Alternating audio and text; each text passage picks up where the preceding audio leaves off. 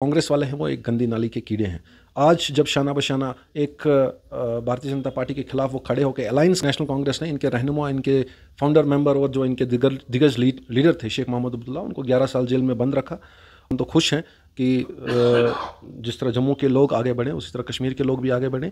या देखिए, जो चीज़ on the floor of parliament की जाए, जो चीज़ यहाँ के जो आला हुक्मरान हैं, चाहे मैं प्राइम मिनिस्टर साहब की बात करूं या माननीय होम मिनिस्टर साहब की बात करूं, on the floor of parliament, on on the in the media publications के थ्रू जो उन्होंने ऑलरेडी यहाँ के लोगों के साथ वादे किए हैं, और मैं समझता हूँ कि वो ऑलरेडी यहाँ के अवाम को दे चुके हैं। बस एक अप्रोप्रिएट टाइम की बात है कि किस टाइम पे उनको वो मिलेगा।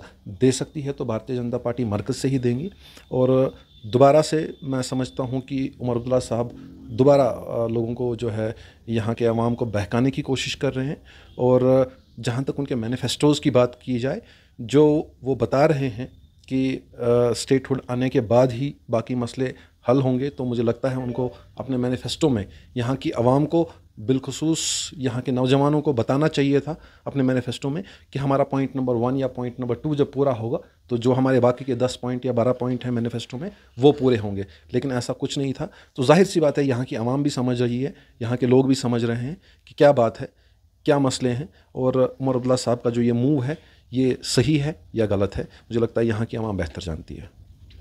आर्टिकल 370 को लेके जब उन्होंने इलेक्शन मैनिफेस्टो निकाला था, उसमें उन्होंने साफ तौर पर कहा था कि आर्टिकल 370 को किसी भी सूरत में हम, चाहे कुछ भी हो जाए, हम रेस्टोर करके ही रहेंगे। लेकिन जब उनकी सरकार आई, अब उमर अब्दुल्ला ने साफ तौर पर ये वाज़ह किया कि जिस सरकार ने, जिस बीजेपी ने आर्टिकल 370 हमसे छीना, उनसे वापस लेना ये बेवकूफ़ की बात है। तो आप किस एंगल से इसको देखते हैं? देखिए, उमर अब्दुल्ला साहब को पहले से पता था कि आर्टिकल 370 वापस आएगा या नहीं आएगा। ये अगर आएगा तो इनका रोड मैप क्या है, उसके रोड मैप लोगों को बता देना चाहिए था। लेकिन जिस तरीके से उन्होंने यहाँ की आवाम को जो है बहकाने की कोशिश की है, एक चीज़ें प्रोपेगेट करने की कोशिश की है, जबकि उनको पता था कि ये नहीं हो सकता है। भारतीय जनता पार्टी जब से 2019 के बाद से लेकर आज तक यहाँ की आवाम को सच्चाई और यहाँ की आवाम को ये बताती आई है कि 370 एक अड़चन थी, वो हट गया और दुनिया की कोई ताकत उसको शायद वापस नहीं ला सकती है। लेकिन आज अगर उमर अब्दुल्ला साहब जो है बीजेपी के उस बात को कोट कर रहे हैं, मैं समझता हूं कि आवाम को समझना चाहिए कि वो क्या बोलना चाहते हैं, कि भारतीय जनता पार्टी ने कभी यहाँ के लोगों को गुमराह नहीं किया, बेवकूफ़ नहीं बनाया, यहाँ की आवाम को कभी बहकाया नहीं। जो सच्ची बात थी वो भारतीय जनता पार्टी ने लोगों तक पहुँचाई। और जो अपोजिशन में हमारे उस वक्त बैठे थे या अभी भी जो बैठे हैं, मैं समझता हूँ कि अब लोगों को समझना चाहिए, क्योंकि उन्होंने भी वही बातें दोहराना शुरू कर दी हैं।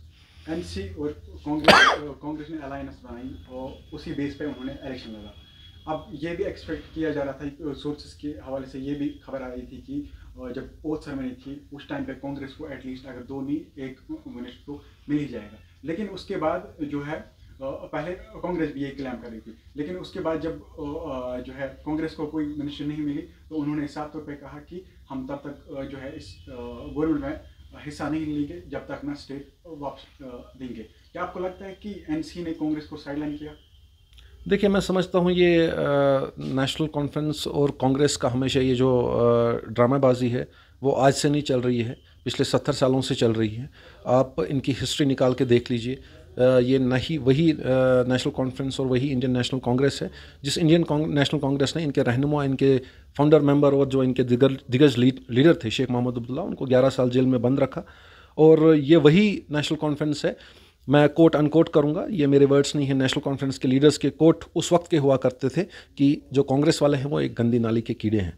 आज जब शाना बशाना एक भारतीय जनता पार्टी के खिलाफ वो खड़े होकर अलायंस कर रहे हैं और उसके बाद में अलग-अलग वापस जा रहे हैं, तो उनके मंसूबे और उनके इरादे साफ नज़र आते हैं।